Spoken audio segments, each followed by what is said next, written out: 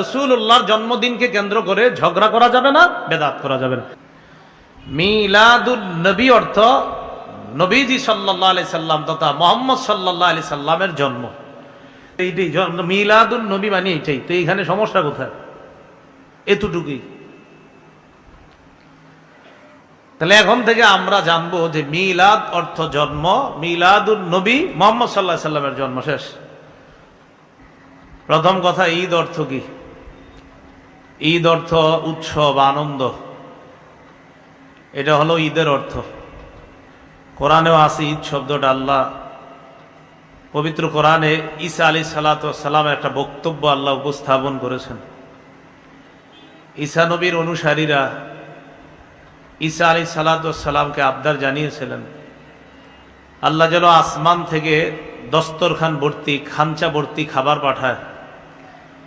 তো ঈসা নবী আল্লাহর কাছে দোয়া করেছিলেন, রব্বানা আনজিল আলাইনা মাইদাতাম মিনাস সামাই তাকুনু লানা ঈদাল লিআউয়ালিনা ওয়া আখিরিনা। আল্লাহ, আপনি আসমান থেকে আমাদের জন্য দস্তরখান পাঠান, মানে দস্তরখান ভর্তি খাদ্য পাঠান।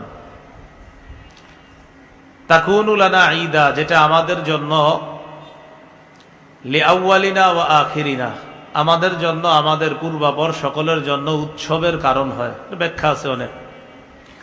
যাক, ঈদ শব্দটা কোরআনে আছে, সূরা মাইদার মধ্যে ঈদ শব্দটা আছে। তো ঈদের অর্থ হলো উৎসব, আনন্দ। দ্বিতীয় কথা, ইসলামে ঈদ বলতে কি বোঝায়? আবু দাউদ শরীফের হাদিস, 1134 নম্বর হাদিস। এই হাদিসের বর্ণনাকারী আনাস ইবনু মালিক রাদিয়াল্লাহু তাআলা আন আনাস ইবনে মালিক রাদিয়াল্লাহু তাআলা আন কদিমা রাসূলুল্লাহ সাল্লাল্লাহু আলাইহি ওয়াসাল্লাম আল মদিনা। আনাস রাদিয়াল্লাহু তাআলা আনহু বলেন, রাসূলুল্লাহ সাল্লাল্লাহু আলাইহি সাল্লাম মদিনায় আগমন করলেন। মদিনায় আগমন করার পর দেখলেন ওয়ালাহুম ইয়াওমান ইয়ালআবুনা ফীহিমা, মদিনাবাসী দুইটা দিনে আনন্দ করে, উৎসব করে, খেলাধুলা করে। কয় দিনে? 2 দিনে। তখন রাসূলুল্লাহ সাল্লাল্লাহু আলাইহি সাল্লাম বললেন, এই 2 দিনের পরিবর্তে তোমরা যে খেল তামাশা করো, এটার পরিবর্তে আল্লাহর ইবাদতের মাধ্যমে কিছু আনন্দ করার জন্য আল্লাহ 2টা দিন তোমাদেরকে পরিবর্তন করে দিয়েছেন। একটা হলো ঈদুল ফিতর, রমজান শেষ করার পর যে ঈদ করি আমরা। আরেকটা হলো ঈদুল আজহা, জিলহজের 10 তারিখে যে ঈদ পালন করি। তাহলে এটা ইসলামে আমরা ঈদ পেয়ে গেলাম। বলেন তো, ইসলামে আমরা কয়টা ঈদের কথা পাইলাম? একটা রমজান পরবর্তী ঈদ, আর একটা জিলহজের 10 তারিখের ঈদ। সহিহ বুখারীর বর্ণনা, 963 নম্বর হাদিস। এই হাদিসের বর্ণনাকারী আব্দুল্লাহ ইবনে ওমর রাদিয়াল্লাহু তাআলা আনহুমা। আব্দুল্লাহ ইবনে ওমর রাদিয়াল্লাহু তাআলা আনহুমার বর্ণনা, তিনি বলেন, রাসূলুল্লাহ সাল্লাল্লাহু আলাইহি ওয়াসাল্লাম আবু বকর এবং ওমর খুতবার আগে 2 ঈদের নামাজ আদায় করতেন। হাদিস থেকে আমাদের শিক্ষা কি বললেন? কয় ঈদ? 2 ঈদের নামাজ। তাহলে ঈদ কয়টা পেলাম?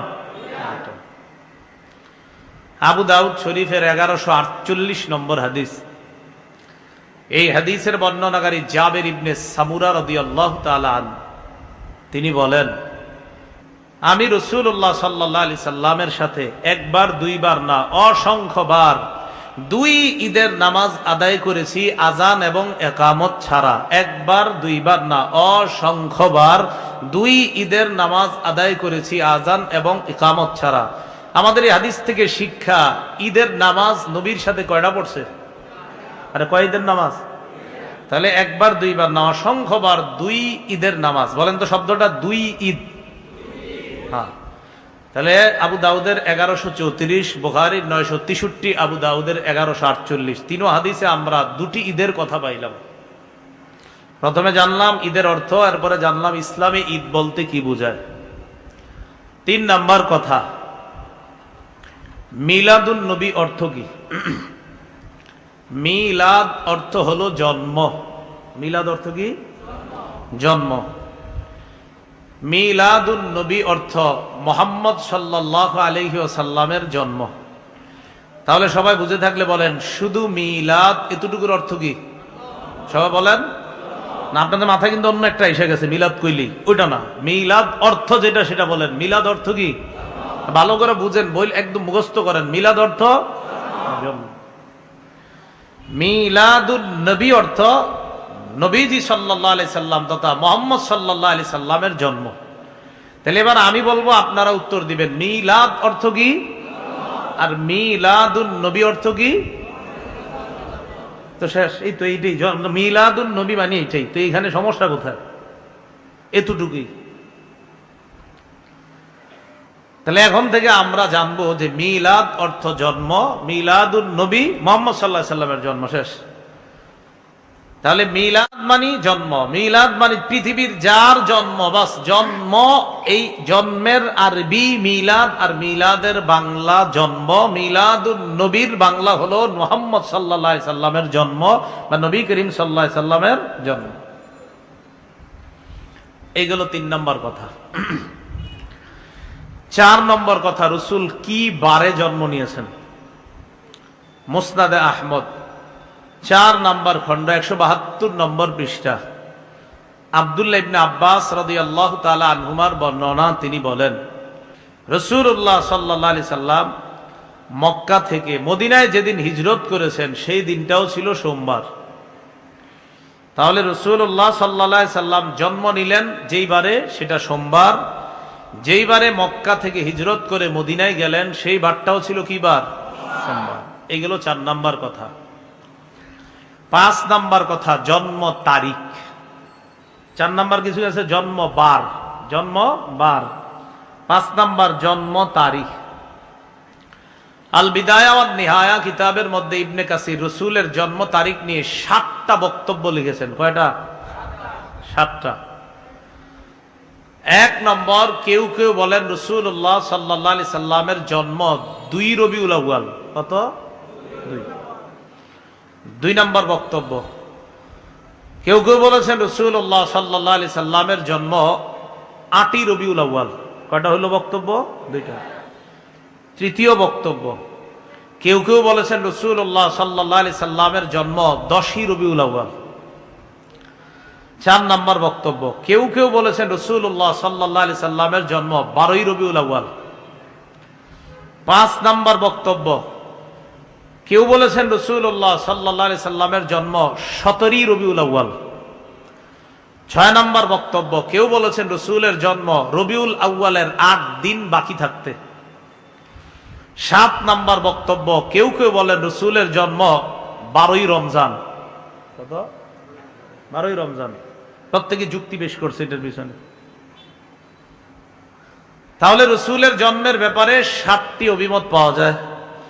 1 number 2রা Rabiul Awal, 2 number 8ই Rabiul Awal, 3 number 10ই Rabiul Awal, 4 number 12ই Rabiul Awal, 5 number 17ই Rabiul Awal, 6 number Rabiul আউয়ালের 8 দিন বাকি থাকতে, 7 নাম্বার 12ই রমজান। এই 7টি অভিমত আল বিদায়া ওয়ান নিহায়াতে ইবনে কাসির রহমতুল্লাহি আলাইহি লিখেছেন। 7টার মধ্যে উনি 4টাকে দুর্বল প্রমাণ করে 3টা নিয়ে আলোচনা করেছেন। কয়টা? 7টা বক্তব্যের মধ্যে উনি আলোচনা করেছেন 3টা নিয়ে। 2 রবিউল আউয়াল, 8ই রবিউল আউয়াল, 12ই রবিউল আউয়াল। তাহলে বলেন তো অভিমত পেশ করেছেন কয়টা? 7টা। 7টার মধ্যে গুরুত্ব দিয়ে ইবনে কাসির আলোচনা করেছেন কয়টা? 3টা। 2, 8, 12। তাবাকাতে ইবনে সাদ, আল্লামা ইবনে সাদ রহমতুল্লাহি আলাইহি তাবাকাতে ইবনে সাদ 1 নম্বর খণ্ড 47 নম্বর পৃষ্ঠায় তিনি আলোচনা করেছেন। এর মধ্যে তিনিও গুরুত্ব সহকারে আলোচনা করেছেন 8 এবং 12ই রবিউল আউয়ালের। ইবনে কাসির আলোচনা করেছেন 3টা গুরুত্ব দিয়ে, 2, 8, 12। আর তাবাকাত ইবনে সাদের মধ্যে ইবনে সাদ আলোচনা করেছেন 2টা গুরুত্ব দিয়ে, 8 এবং 12। এবার আমরা যেহেতু 3টা আলোচনা বেশি হচ্ছে বিভিন্ন তারিখের কিতাবে, 8, 2, 8, 12 এই তিনটা বক্তব্য নিয়ে আমরা আলোচনা শুনি, খুব মন দিয়ে শুনবেন। 2 তারিখের বক্তব্যটা যিনি দিয়েছেন, তো ওই সনদের মধ্যে আপনার 2 জন ব্যক্তি আছে। সনদ মানে আমার থেকে তিনি, তার থেকে তিনি, এরকম আলোচনাকে বলা হয় কি বলেন তো? সনদ। এই সনদের মধ্যে একজনের নাম আছে ওয়াকিদি। বলেন কি নাম? ওয়াকিদি। ওয়াকিদি যিনি বর্ণনা করেছেন তার উস্তাদের নাম আবু মাশার। কি নাম? মাশার। ওয়াকিদি তার উস্তাদ আবু মাশার থেকে আলোচনা করেছেন। এই বর্ণনার মধ্যে এসেছে ওয়ালিদা রাসূলুল্লাহ সাল্লাল্লাহু আলাইহি ওয়াসাল্লাম ইয়াউমাল ইসনাইন লিলাইলাতাইন খালাতা মিন রবিউল আউয়াল। রাসূলুল্লাহ সাল্লাল্লাহু আলাইহি সাল্লাম রবিউল আউয়াল মাসের 2 তারিখ সোমবার জন্মগ্রহণ করেছে। এটা হলো ওই সনদের বক্তব্য যেই সনদে ওয়াকিদি নামে একজন ছাত্র আছে আর তার উস্তাদ আছে নাম আবু মাশার। আমি ওনার থেকে যদি বর্ণনা করি আপনাদের সামনে, তিনি আমার উস্তাদ, আমি তার ছাত্র, এটা বুঝছেননি আপনারা? উনি আমাকে একটা কথা বলছে আর আমি তার কথা আপনাদেরকে বললাম। উনি আমার উস্তাদ, আমি তার ছাত্র। এরকম ছাত্রের নাম ওয়াকিদি, উস্তাদের নাম আবু মাশার। ইবনে হাজার আসকালানি রহমতুল্লাহি আলাই এই ওয়াকিদির ব্যাপারে বলেন, মানে ছাত্রের নাম ওয়াকিদি, উস্তাদের নাম আবু মাশার, এই হলো ছাত্র। ছাত্রের ব্যাপারে বলেন মাতরুকুন মা'a সিআতি ইলমিহি। ওয়াকিদি নামক যে ব্যক্তি, তার অনেক এলেম আছে, এলেম থাকার পরেও তিনি পরিত্যাজ্য, তার বর্ণনা গ্রহণ করা যাবে না। ইবনে হাজার বলেন এই ওয়াকিদি উনি বর্ণনা যিনি করেছেন যে রাসূলের জন্ম 2 রবিউল আউয়াল, এই ওয়াকিদি মাতরুকুন মা'a সিআতি ইলমিহি, তার প্রচুর এলেম ছিল, এলেম থাকার পরেও তার বক্তব্য পরিত্যাগ করা হবে, কারণ তিনি পরিত্যাজ্য। উস্তাদের নাম আবু মাশার। কার উস্তাদ? কয় উস্তাদের বক্তব্য নেওয়া যাবে না। কেন? কয় উস্তাদ দাঈফ, উস্তাদ দুর্বল। তাহলে ছাত্র উস্তাদ 2 জনের ব্যাপারে ইবনে হাজার বললেন ছাত্রের তার প্রচুর এলেম ছিল কিন্তু তার বক্তব্য পরিত্যাজ্য, তার বক্তব্য নেওয়া যায় না, সে উল্টা পাল্টা করে। আর উস্তাদের ব্যাপারে বললেন এই উস্তাদ ও দুর্বল বর্ণনার ক্ষেত্রে, এই জন্য তাদের 2 জনের যে বক্তব্য 2 রবিউল আউয়াল, এই বক্তব্য গ্রহণযোগ্য না। তাহলে 2রা রবিউল আউয়াল নবীর জন্ম, এই বক্তব্যটি নিতান্তই দুর্বল, তাহলে এটাও বাদ। রয়ে গেল 2টা, 8 এবং 12। 8 তারিখে রাসূলের জন্ম, এই বক্তব্য যিনি দিয়েছেন ইমামুল মাগাজি ইবনু ইসহাক রহমতুল্লাহি আলাই, তিনি বলেন রাসূলুল্লাহ সাল্লাল্লাহু আলাইহি সাল্লামের জন্ম হস্তি বাহিনী যেই বছর কাবার উপর হামলা চালানোর জন্য এসেছিল বাদশা আব্রাহা, সেই বছর আল্লাহ রাসূলের জন্ম। মন দিয়ে শুনবেন। ওয়ালিদা রাসূলুল্লাহ সাল্লাল্লাহু আলাইহি সাল্লাম আমাল ফিল। আলাম তারা কাইফা ফাআলা রাব্বুকা বিআসহাবিল ফিল। হস্তি বাহিনী, ফিল মানে হাতি, এই হাতি নিয়ে কাবা ধ্বংস করার জন্য এসেছিল যে বাদশাহ, তার নাম আব্রাহা। কি নাম বলেন তো? এই আব্রাহা যেই বছর হামলা চালানোর জন্য এসেছে, সেই বছর আল্লাহ রাসূলের জন্ম। এই ব্যাপারে সারা দুনিয়ার উলামায়ে কেরাম একমত। তাহলে একটা বিষয় আমরা স্থির হয়ে গেলাম, নবীর জন্ম ওই বছর যেই বছর কাবা ধ্বংস করতে চেয়েছিল হস্তি বাহিনী। এতটুকু মনে থাকবে নি? 2রা রবিউল আউয়াল, এটা নিতান্ত দুর্বল, আমরা প্রমাণ হলো। কিন্তু একটা কথা আমরা নিশ্চিত, নবীর জন্ম হস্তি বাহিনী যেই বছর কাবার উপর হামলা চালিয়েছে ওই বছর জন্ম। এই ব্যাপারে সারা দুনিয়ার উলামায়ে কেরাম একমত। তাহলে বলেন তো নবী কোন বছর জন্ম নিছে? হস্তি বাহিনী যে বছর কাবায় হামলা চালায়, এই ব্যাপারে কারো মতভেদ আছে? এখন এই জায়গায় একটা সুন্দর কথা আছে। হস্তি বাহিনী কাবায় হামলা চালানোর 50 দিন পর নবীর জন্ম হয়েছে। কয়দিন পর? 50 দিন পর। তাহলে আমাকে খোঁজ দেব যে তাহলে হস্তি বাহিনীরা হামলা চালানোর 50 দিন হিসাব করলেই তো জন্ম তারিখ বের হয়ে যায়।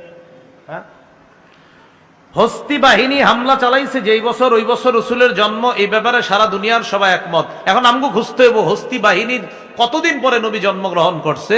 হস্তি বাহিনী কাবার উপর যখন হামলা চালায়, সেই হামলা চালানোর দিনের 50 দিন পর নবীর জন্ম। এখন আমরা যদি দেখি কবে হামলা চালাইছে, তো এই ইতিহাসটা জানলে তারিখটা পাওয়া সহজ। মুহররম মাসের 13 দিন বাকি থাকতে হস্তি বাহিনী কাবার উপর হামলা চালায়। কোন মাস? মুহররমের 13, এরপরে সফর মাস, এরপরের মাসটা রবিউল আউয়াল। হস্তি বাহিনীর হামলার 50 দিন পর হিসাব করলে রসুলের জন্ম হয় রবিউল আউয়াল মাসের 8 তারিখে। হস্তি বাহিনী হামলার 50 দিন পর নবীর জন্ম।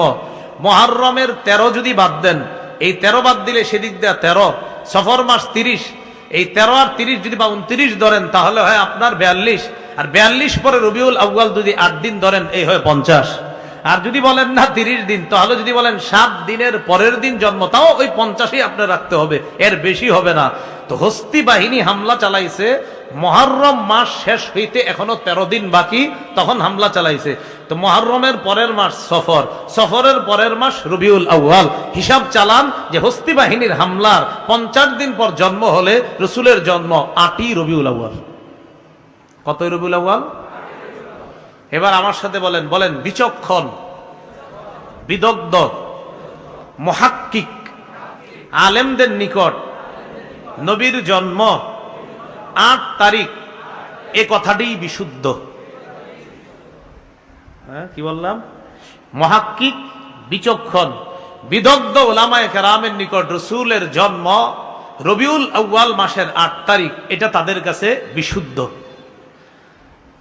বাকি রয়ে গেল 12ই রবিউল আউয়াল। 12ই রবিউল আউয়ালের বর্ণনাটা কিভাবে?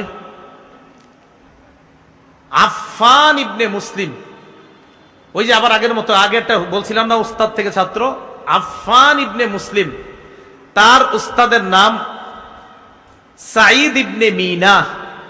এই সাঈদ ইবনে মিনা বর্ণনা করছে নবীর সাহাবী জাবের এবং আব্দুল্লাহ ইবনে আব্বাস। মনে রাখবেন, নবীর সাহাবী জাবের আর আব্দুল্লাহ ইবনে আব্বাস, এই দুইজনের আগে বর্ণনাটা শুনি যে ওয়ালিদা রাসূলুল্লাহ সাল্লাল্লাহু আলাইহি সাল্লাম ইয়াউমাল ইসনাইন আস-সানি মিন রবিউল আউয়াল মিন শাহরি রবিউল আউয়াল। জাবের ইবনে আব্দুল্লাহ, আব্দুল্লাহ ইবনে আব্বাস, নবীর এই দুই সাহাবী বলেন, নবীজি রবিউল আউয়াল মাসের 12 তারিখ সোমবার জন্ম নিস।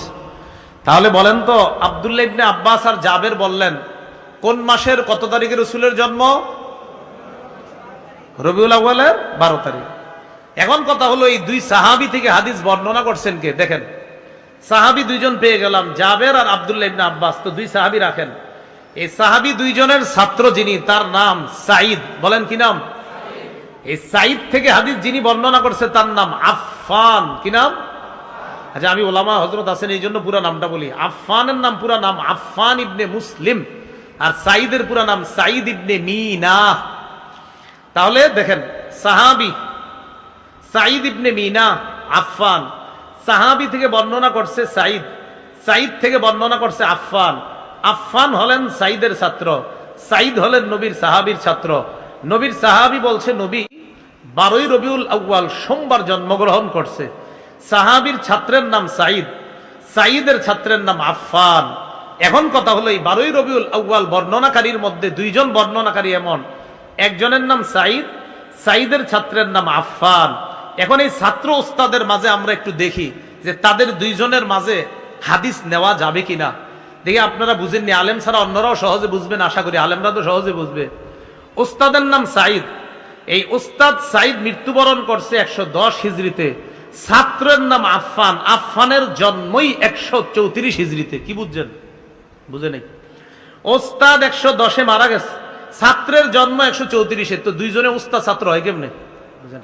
আল্লাহ জানে। মাশাআল্লাহ, বুঝতেছেন? ওস্তাদ মারা গেছে 110-এ, ছাত্র জন্ম নিছে 134-এ। 24 বছর পর, ওস্তাদ মৃত্যুর 24 বছর পর ছাত্রের জন্ম। তাহলে ওস্তাদ ছাত্রের সাক্ষাৎ সম্ভব? এই সম্ভব না বলে এই হাদিসকে বলা হয় হাদিসে মুনকাতি, আর হাদিসে মুনকাতি গ্রহণ করা যায় না। আল্লাহ জানে, বুঝছেন? আচ্ছা, ওই হাদিসে মুনকাতি এই শব্দ আপনাদের বোঝা লাগবে না, শুধু একটু বুঝেন। সাহাবী থেকে বর্ণনা করেছে ওস্তাদ, যে তার নাম সাঈদ। এই সাঈদ বর্ণনা করেছেন যার কাছে, তার ছাত্রের নাম হলো আফফান। তাহলে আমরা দেখবো এই আফফান হাদিস বর্ণনা করেছে সাঈদ থেকে। এখন আমরা দেখবো আসলে তারা দুইজন ছাত্র ওস্তাদ হয় কিনা। ইতিহাস অনুসন্ধান করে দেখলাম আফফান যিনি ছাত্র, তার জন্মই হয়েছে 134-এ, আর তার উস্তাদের মরণ হয়ে গেছে তার জন্মেরও 24 বছর আগে। তো তারা দুইজন ছাত্র উস্তাদ কিভাবে হয়? এটাকে বলা হয় সনদের মধ্যে ইনকিতা বা বিচ্ছিন্নতা। আর বিচ্ছিন্ন সনদের হাদিসকে বলা হয় হাদিসে মুনকাতি, আর হাদিসে মুনকাতি দলিল হিসাবে গ্রহণযোগ্য না। এই জন্য ইবনে কাসির 12ই রবিউল আউয়ালকে লিখেছেন প্রসিদ্ধ। বলেন কি লিখেছেন? ইবনে কাসির 12ই রবিউল আউয়ালকে লিখেছেন যে 12ই রবিউল আউয়াল রাসূলের জন্ম, এ কথাটি প্রসিদ্ধ। আর সারা জীবন মনে রাখবেন, প্রসিদ্ধ আর বিশুদ্ধ এক না। কি বললাম? প্রসিদ্ধ আর বিশুদ্ধ এক না। তো যাই হোক, যেটা জানলাম 2 রবিউল আউয়াল এটা গ্রহণ করা যাবে না, কারণ এটার মধ্যে এক ছাত্র ছিল, তিনি পরিত্যাজ্য, তাই তার বর্ণনা গ্রহণযোগ্য না। 8ই রবিউল আউয়ালটা যুক্তির আলোকে, দলিলের আলোকে বিচক্ষণ বিদগ্ধ মুহাক্কিক গবেষক উলামাদের নিকট বিশুদ্ধ 8ই রবিউল আউয়াল। আর 12ই রবিউল আউয়ালের ব্যাপারটা, এটা ইবনে কাসির রহমতুল্লাহ আনছেন। আনার পর যেই বর্ণনা 12ই রবিউল আউয়াল, যদিও কথাটি প্রসিদ্ধ, তবে সনদের বিবেচনায় এই কথাটি প্রসিদ্ধ তবে বিশুদ্ধ না। তো যাই হোক, রাসূলের জন্ম তারিখ নিয়ে মতভেদ, এটা আমরা পাইলাম। বিসমিল্লাহ। এখন আসেন 6 নম্বর আলোচনা। 12ই রবিউল আউয়ালকে কেন্দ্র করে রাসূলুল্লাহ সাল্লাল্লাহু আলাইহি সাল্লামের জন্মদিনে বিভিন্ন অনুষ্ঠান করা, এটা কোত্থেকে শুরু হলো, সূচনা হলো? বাদশাহ আবু সাইদ মুজাফফর কাউকারি সর্বপ্রথম 604 হিজরিতে 12ই রবিউল আউয়াল রাসূলুল্লাহ সাল্লাল্লাহু আলাইহি সাল্লামের জন্মদিনকে কেন্দ্র করে বিভিন্ন অনুষ্ঠান পালন করা তিনি সূচনা করেছেন। তিনি এই অনুষ্ঠান সূচনা করেছেন যার মাধ্যমে একজন আলেম, তার সে আলেমের নাম হলো আবুল খাত্তাব ওমর ইবনে দিহিয়া। তার মৃত্যু হলো 633 হিজরিতে। এই আবুল খাত্তাব ওমর ইবনে দিহিয়া নামক আলেমের মাধ্যমে বাদশাহ আবু সাইদ মুজাফফর কাউকারি 604 হিজরিতে সর্বপ্রথম রাসূলুল্লাহ সাল্লাল্লাহু আলাইহি সাল্লামের জন্মদিনকে কেন্দ্র করে বিভিন্ন অনুষ্ঠানের আয়োজন করা শুরু করেছে। ইবনে হাজার আসকালানী রহমতুল্লাহি আলাইহি আবুল খাত্তাব ওমর ইবনে দিহিয়া নামক এই আলেম, যে আলেম রাসূলের এই জন্মদিন সূচনা করেছিল, তার ব্যাপারে লিসানুল মিজানের মধ্যে লেখছে কাসীরুল ওয়াকিআ ফিল আইম্মাহ ওয়াস সালাফ মিনাল উলামা। এই ব্যক্তি উলামায়ে কেরাম এবং পূর্ববর্তী ইমামদের ব্যাপারে ভয়ঙ্কর কথাবার্তা বলতো। খবিসুল লিসান, তার ভাষা ছিল খুব খারাপ। শাদীদুল কিবরি, লোকটা ছিল খুব অহংকার টাইপের। শুধু তাই না, তার ব্যাপারে লেখছে মুতাহাবিনা, লোকটা অলস টাইপের ছিল, আর বিদগ্ধ বিচক্ষণ আলেমদেরকে শুধু গালিগালাজ করত। ইবনে হাজার আসকালানী তার ব্যাপারে এই কথাগুলো লেখছে। কার ব্যাপারে? যার মাধ্যমে বাদশাহ আবু সাইদ সর্বপ্রথম রাসূলুল্লাহ সাল্লাল্লাহু আলাইহি সাল্লামের জন্ম তারিখকে কেন্দ্র করে 12ই রবিউল আউয়াল বিভিন্ন অনুষ্ঠানের আয়োজন করা সূচনা করেছে।